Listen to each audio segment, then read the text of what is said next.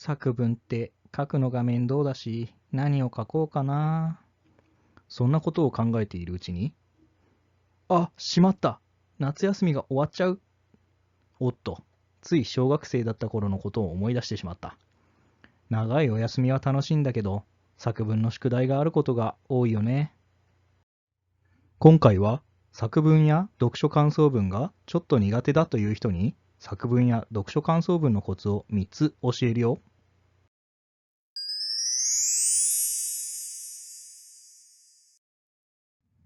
作文を書こうとしているもこちゃん。原稿用紙3枚か。何を書けばいいのかな。まあいっか。書きながら考えよう。と作文を書き始めたよ。そうだ。人の名前をいっぱい書こう。文字数が稼げるぞ。ひっひっひ。ということで、僕と僕のお母さんと〇〇くんと〇〇くんのお兄ちゃんと〇〇くんの家の犬のラッキーちゃんとなどとたくさん書いて、あっという間に1枚目の半分くらいが終わりそうだ。書いていくうちに、そうだ、あのことも書こう。書くことがどんどん思いつくぞ。と、かなり調子がいいみたいだね。ところが、しまった。残りが2行になったぞ。そろそろ終わらないと。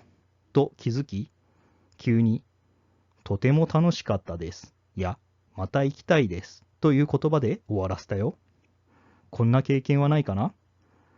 書き終わったんだからいいじゃんと思う人もいるかもしれないけど、読む人の意見としては、もっと最後の気持ちなどがちゃんと知りたいな。そこでコツの一つ目。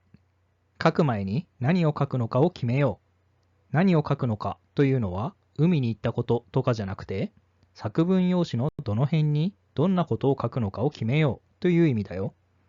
マラソンでもずっと先のゴールのことだけを考えると不安だけど、まずはここまで頑張ろう。次はここまで頑張ろう。と小さな目標を作っていくと走りやすくなるよね。それと同じだ。作文と読書感想文では少し書くことが違うから別々に紹介するね。作文では大きく4つに分けるよ。はじめにこれから書くことの説明や体験する前の気持ちなどを書こう。例えば海に行った話なら、海に行くことが決まった時のワクワクした気持ちや向かっている途中の会話や気持ちを書くといいよ。次に心に残ったことを2つぐらい選んで書こう。たくさんあって迷うかもしれないけど、選ぶことによってその思い出を詳しく書くことができるんだ。例えば、海の水が冷たかったけど、しばらく遊んでいたら慣れてきて、魚を見つけたことや、夜になって浜辺で花火をしたことなど。そして、最後に、その体験をして思ったことや感想などを書こう。帰っている途中の少し寂しい気持ちや、思い出について話したことなどについても書くと、読んでいる人に伝わりやすいよ。読書感想文の場合も、大きく4つに分けるよ。ただ、書くことは少し違って、はじめに、その本を読もうと思った理由や、本を読む前に題名だけを見て思ったことなどを書くといいよ。例えば、モコの大冒険という本だったら、どんな冒険なんだろうとか、他にどんな人が出てくるのかななど想像しておくといいね。読む本が物語か説明文かにもよって違うよ。次に、本の内容やあらすじを書こう。あまり詳しく書きすぎると長くなってしまうから、ここが計画を立てる意味が一番わかりやすいところかもしれないね。そして、説明文だったら本の内容に対する自分の考え、物語だったら特に心に残った場面について書こう。ここが一番大事なところだから少し長めになってもいいよ。ただし、思い出の作文と同じように心に残った場面がたくさんあっても一つか二つにしておこう。最後に読み終わって思ったことを書くよ。例えば、主人公から学んだこと、書いてある内容でこれからの自分の生活に活かせそうなことなど、自分の考えをしっかりと書こう。作文も読書感想文も大きく4つに分けたけど、それぞれの中でどんなことを書くか、細かく計画すればするほど文章が書きやすくなるよ。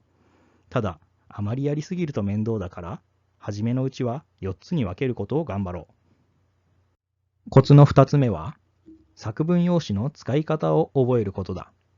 まず、1行目に題名、2行目に名前を書く。次に、段落の始まりは一時下げる。段落とは文のまとまりのことだよ。コツの1つ目で言った4つのまとまりに分けたものがそれぞれ段落だ。点や丸などの句読点は1マスを使ってマスの右上に書くよ。点や丸が行の始めに来ないようにしよう。前の行の最後のマスが文字で終わったときは、その文字と同じマスの中に書くよ。そして、セリフなどを書くときは行を変えて文の始めと終わりに鍵括弧を書くよ。コツというより基本かもしれないけど、まずは今紹介したことをきちんと覚えよう。コツの3つ目は、文の終わり方を決めることだ。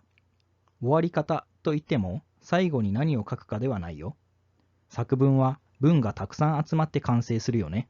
その文の一つ一つの最後の言葉をどうするか決めるということだ。終わり方には、何々です、何々ますという終わり方と、何々だ、何々たという2種類があるんだ。例えば、こんな時、ですますだったら、アイスクリームを食べましたや、アイスクリームが好きですという書き方になって、だ、ただったら、アイスクリームを食べたや、アイスクリームが好きだという書き方になるよ。この場合は、ですますだったら、涙が出るくらい笑いましたや、みんなで大笑いしました。で、だ、ただったら、涙が出るくらい笑ったや、みんなで大笑いしたになるよ。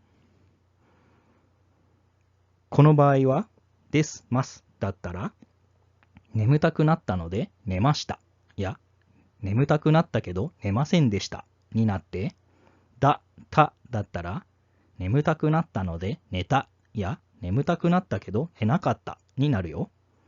どちらの方がいいというのはないけど、この終わり方をどちらかに決めるのが読みやすい作文のコツなんだ。それじゃ今日のまとめだ。作文や読書感想文のコツは、何を書くのかを決める。作文用紙の使い方を覚える。文の終わり方を決める。だ。